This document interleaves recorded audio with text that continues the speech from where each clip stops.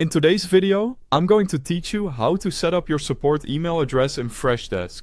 We'll walk through connecting your support inbox so messages from customers land directly in your help desk, and your replies are tracked as tickets. Keep your login details handy for both Freshdesk and your email provider. Start by signing in to your Freshdesk account on the web. Enter your credentials and log in. Once you're in, look for the gear icon to open the admin area. This is where all the behind-the-scenes settings live. Inside admin, find channels and open email. This section controls how Freshdesk sends and receives email. Click new email server to begin adding your support address. Next, choose the mail server you'll use.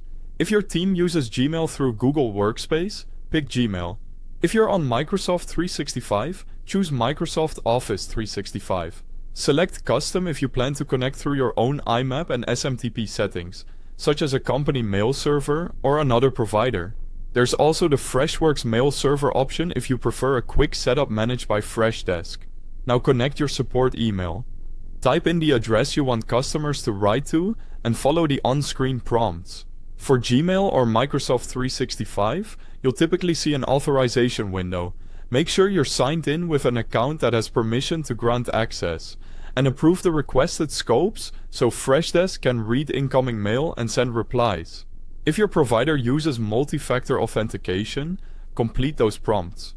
For a custom server, enter the IMAP and SMTP hostnames, ports, and security type provided by your email service, along with the mailbox credentials. Freshdesk may ask you to verify the email address.